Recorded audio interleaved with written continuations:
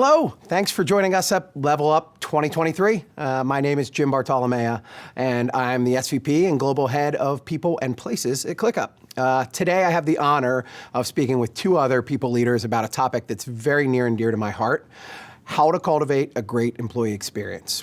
We're going to discuss why productivity is at the heart of a world-class employee experience, especially as we look at today's hybrid and remote working world. So, first, I want to say thank you and welcome to Pat and Priti for being here today.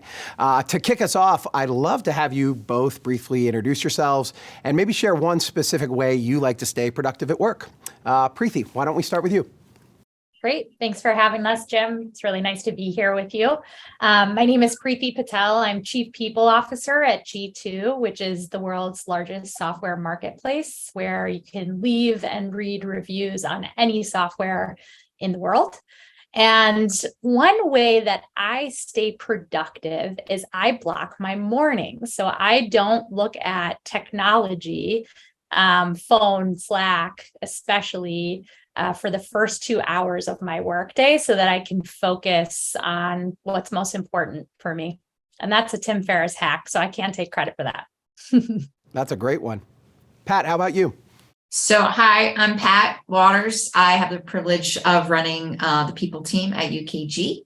Super excited to be here, Jim.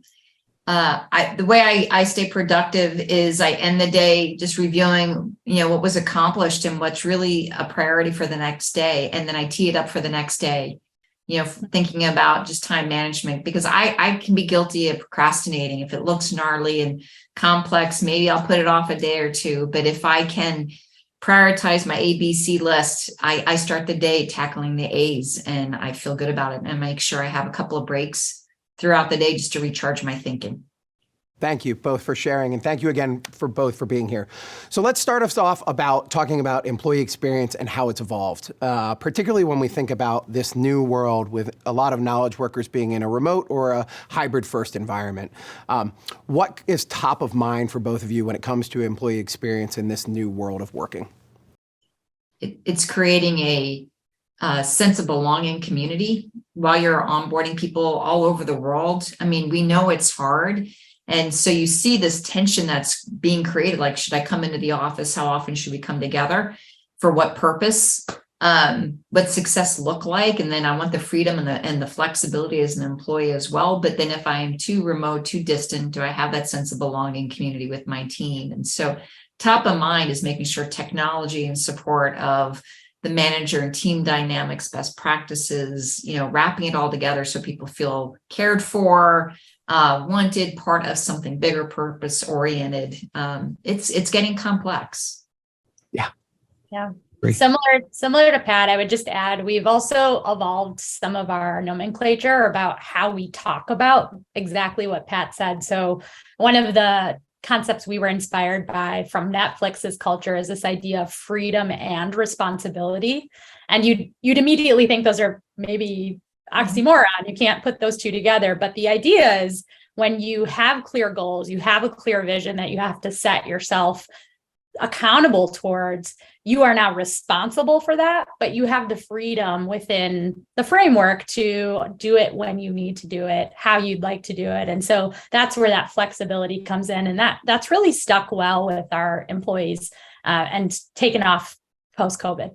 One of the things that here I've been thinking a lot as a people leader, and would be curious to hear your experience, has been in, again, this new world of working in which we have these very different employee types. Not everybody's in the office all the time. How are you reimagining perks and benefits, particularly to create like an equitable employee experience? Yeah, we were mostly in person before COVID. And so this was one where it was such a low hanging fruit, but we just listened to our employees. Like, what would be useful when going remote? And so we have a pretty healthy stipend to just set up your home office, and that helps a lot. And then in terms of wellness, this was the big one, because what we noticed was what used to be really useful, gym benefits and all of these things that we had when we were in the physical office, we needed to give, again, the word flexibility to that as well. So we moved to a much more choose your own adventure in terms of how you'd like to use your benefits around wellness specifically. And that has really taken off. So basically we give a monthly stipend. We tell them, here are all the things you can spend it on. And then we share stories. So we've got people learning how to swim, how to play guitar, going hiking in parks they've never been to. And that also, as Pat mentioned before, community and belonging is also helping in terms of the culture. I love the storytelling. That's great. Pat, how about you? Similar vein and parallel. So what we've done is create a stipend, if you will, an opportunity and allowance on a quarterly basis, use it or lose it. And it has a menu of selections. And we do have the stipend to set you up at home, but life happens, right? And so sometimes you need extra care or tutoring for your kid, give you flexibility, babysitting because someone's got COVID or, life keeps happening. So with this menu of things to meet you where you are in your life. So we're recognizing life and work is together. And so you get to use this and submit your expenses for these, unplanned events. You can use it also for your exercise equipment, for your, gym shoes, right? You're kind of capped, but at least it acknowledges that, you're living and you're working and we want you to have some harmony and some care. And this is our way of doing it equitably. So it's the same value across the globe. Those are both great. I'm going to steal some of that. Thank you. When we think about our audience here today, the topic of flexibility continues to come up, and we've talked about it a lot on this call. It seems to me that employees are really craving more flexibility about how and when they work, but that's sometimes at odds with what leaders are looking for. And so as people leaders, how do you balance that flexibility that employees are craving? Pat, I'll start with you. I think it's negotiation actually with the team level, Jim. I think if you optimize for the individual, you won't get leverage all the time. So it's that freedom of the framework that Priti was talking about. So as a team, we commit to the following things each week to make sure we're staying connected, or bi-weekly, whatever that cadence is. We're committed to being in person for big meetings like ops reviews, quarterly business reviews, whatever those things are. And then the rest is not like just do your job the best place you know and where to do it. Right. But you have these anchor moments of commitment, and they're frequently enough as a team. You decide we can build relationships. We'll have dinner together or lunch together. We'll create memory moments. We'll have humor. We'll get to know one another at a human level. Those things are just as important, if not more so, than the actual task, because knowing the human you work with is so important because our titles will change. Right. But knowing who I work with and how I can best support them is a big deal. So I think it's a team level commitment, and it evolves over time depending on what you're working on. So you're not being very prescriptive then at the leadership level? I think it's a miss if you do it at a company-wide level. You might say, look, we believe, our hypothesis is that we'd be better together. And so we'd like everyone to strive to be in the office. If you're attached to office once or twice a week to get community, we'll have lunches, we'll have moments, we'll celebrate. Just to bring community together. But I think at the team level, it's really where you kind of got to like, how does the work get done and how do we serve others? I love that. Preeti, how are you thinking about this at G2? Really similar. So we do have those big milestone moments throughout the year. So we do total company kickoffs twice a year.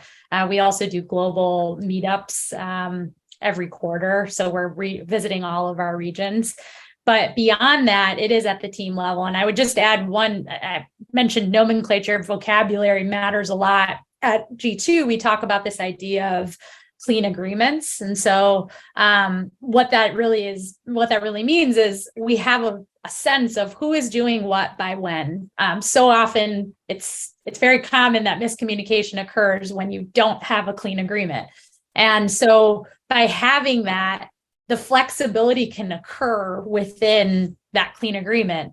I also consulting does this really well. I like to get to know preferences individually at the beginning of big projects, because some people really like to get their workout in right in the morning. And so you then adapt and work around that. Some people have daycare pickup and drop off, right? And so getting, like Pat was saying, getting to know the individual, but within that team is helpful to just out all the commitments that we know we all have, so that it's just making us a little bit more human and able to connect more collaboratively.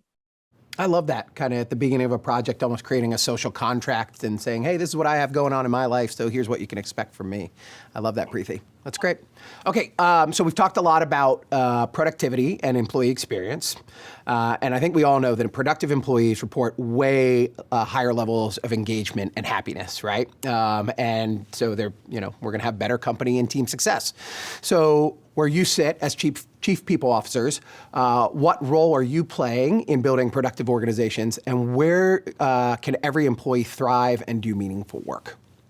I think this one comes back to just the heart and core of where our company started. And I think where all companies should start is what we stand for, our values, and what we value then becomes what we celebrate, which in turn is what's meaningful. So our values are performance, entrepreneurship, authenticity, and kindness.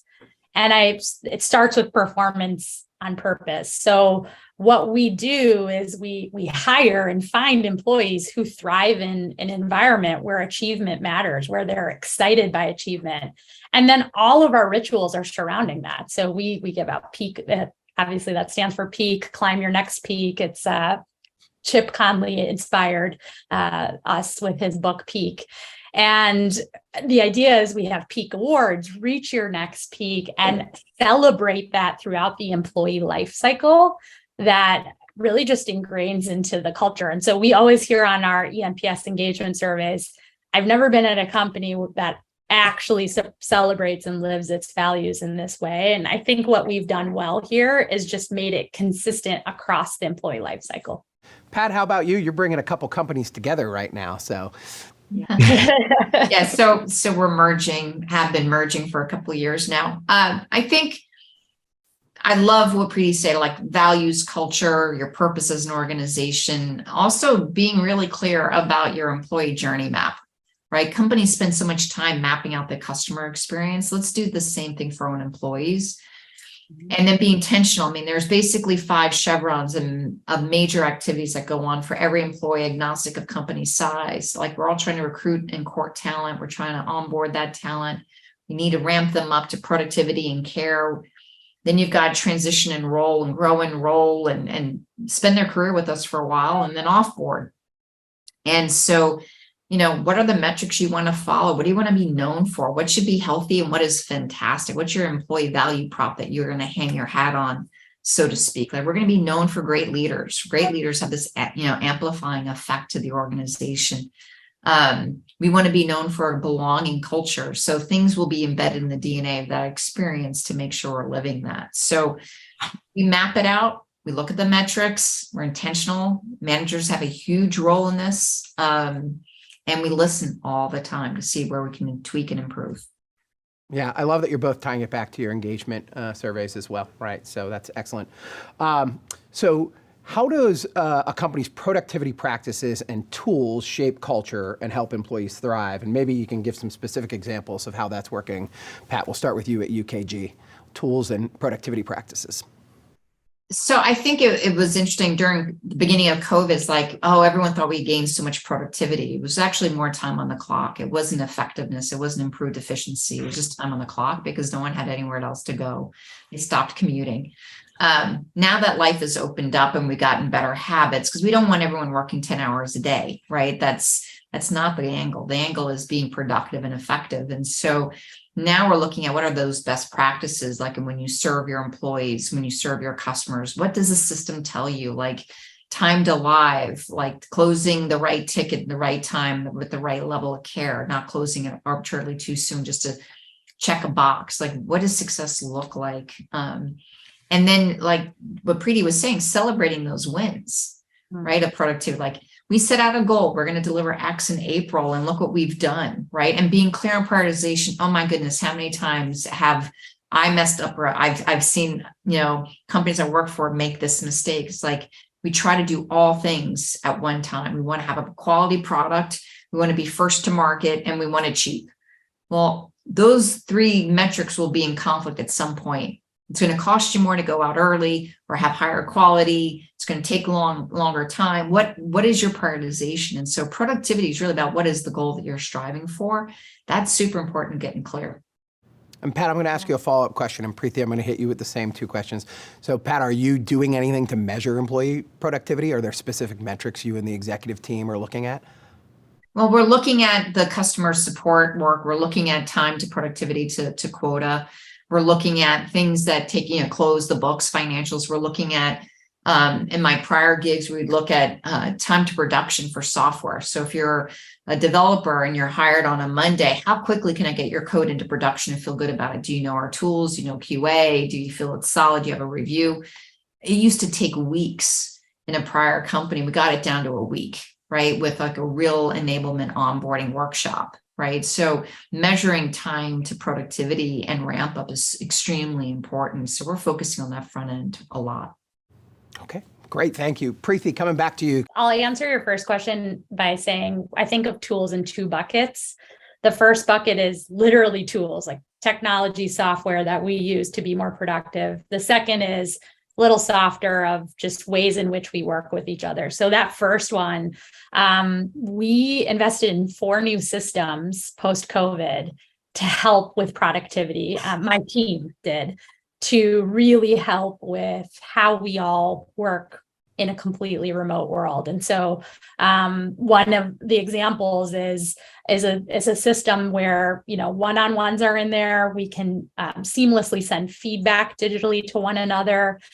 That has helped. Now we have to be really thoughtful about adoption. You can't throw 4 software systems at a company and expect adoption to pick up across all of them. We all know that.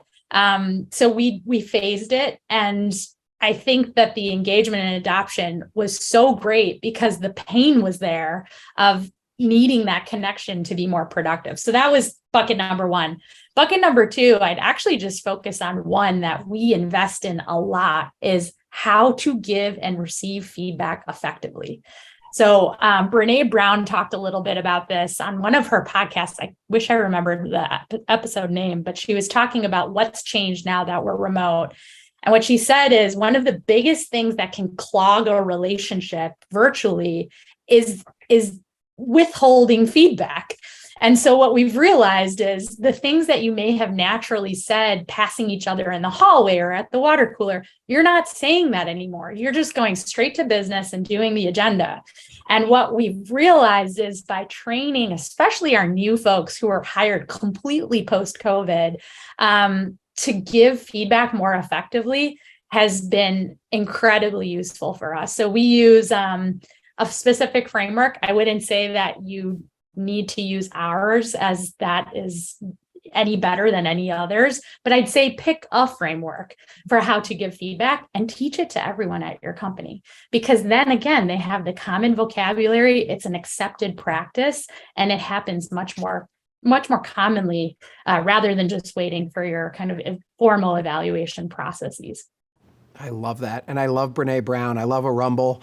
And actually, you're kind of getting at that idea of like a rumble is this respectful way to give feedback, right? So it sounds like you've operationalized that pretty well, which is great. Question here, and I think Mr. Benioff over at Salesforce think he knows the answer, but I'm going to ask 2 people leaders, which is, do you see a difference in productivity from employee types, whether it's in office, hybrid, remote, or even digital nomad employees? Are you measuring that? Do you see a difference?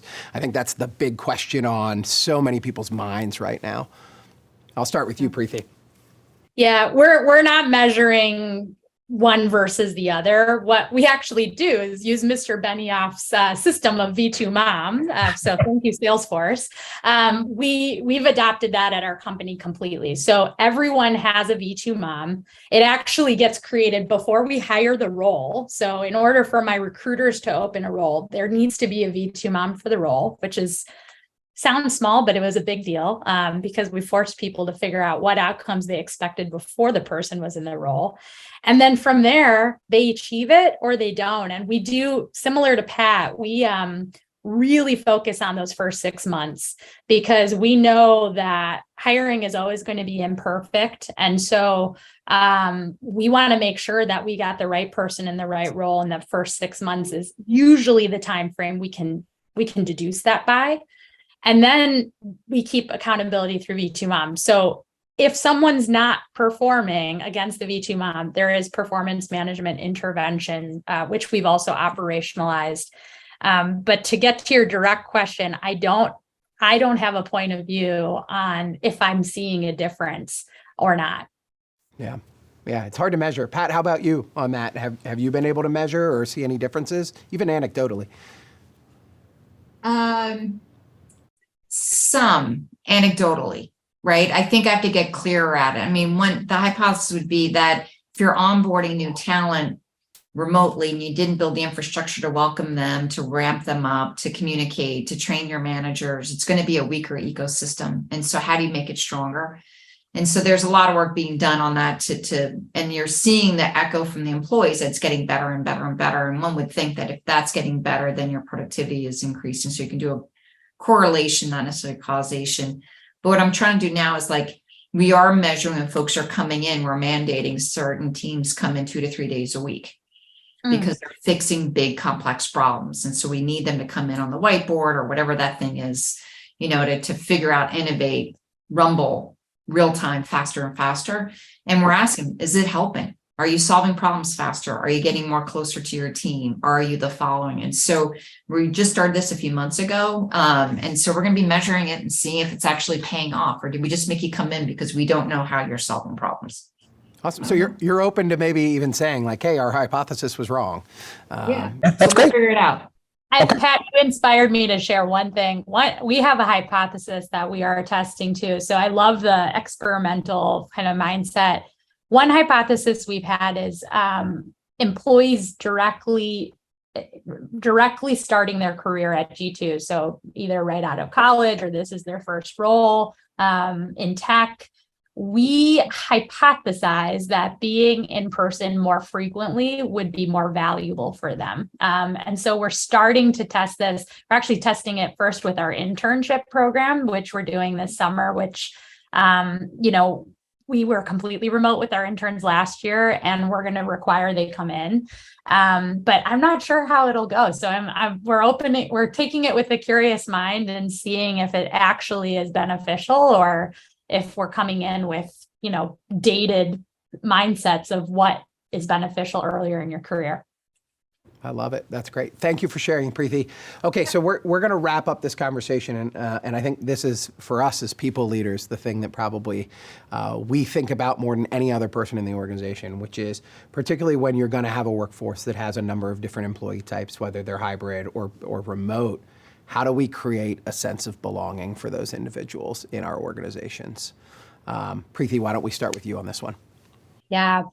So we've done a lot of work around this. So before we went virtual, we had 1 employee resource group. We now have 8. And what I'm really excited about is our employees actually led that effort. So what they wanted when they weren't seeing their colleagues as often is these groups to support one another, celebrate one another, and just come together for non-work related topics. So that we're really proud of that. We have a team that supports that effort, and now also stood up a group called G2 Ambassadors that are from across the globe that really are responsible for our DEI work and cadence. So we also brought in a consultant in DEI to help us with really elevating our goals and, again, measuring how we're doing to keep ourselves accountable. And then those ambassadors really help support that. I'd say the last thing, which is not always in this answer that you asked, Jim, is I think belonging is also feeling like you're in the right role, doing things you love. And so one of the other concepts we've really brought to life, in addition to ERGs and DEI, is this idea of living in your zone of genius. Again, inspired by conscious leadership. And what this really means is, first of all, knowing what you're good at and what you love, and then G2 helping you find a way to be in that zone most of the time. And if that means it's a different role laterally or in a different team, we can help you find that. But opening up that dialogue between managers and employees has helped a lot in terms of belonging in a slightly different way than we normally think about in the culture realm. I love that. I love that. Pat, how about you? Belonging has obviously always been something that means a lot to you. How are you thinking about it in this new world? Yeah, just welcoming, like I said, the human, right? Our titles will change, our roles hopefully change over time, even the same title, but the scope of work, it gets more complex. I'm shifting it from the office to home and doing, like, we're growing skills and experiences and wisdom. Knowing that someone at work cares about you in tough times is a big deal, right? So making sure that you have a supported network, celebrating, the growth mindset, reaching out for help and support, inclusive leadership, inclusive problem solving, co-creation, all those things make productivity go better. And it makes me feel like I'm part of something bigger than myself. And so I lean on that, right? Being a for all leader. If you think about great place to work, right? You got to be a great place for all. And that means, how do you actively listen, show empathy, care, and clarity? Clarity is setting the guardrails, setting, what does success look like? Being clear on our feedback, being consistent and equitable in that. So yeah, I focus on that quite a bit. Yes, you have. I love it. Well, listen, thank you both so much. Honestly, the employees at UKG and the employees at G2 are lucky to have a couple leaders like you. I can tell you care deeply about the employee experience and helping employees live their best life, right? So this has been fun and even a productive conversation, I might say. So I just want to say thank you to you both. And yeah, we'll see you soon. Thank you. Thanks, Pat. Thank you both. Take care. Bye-bye.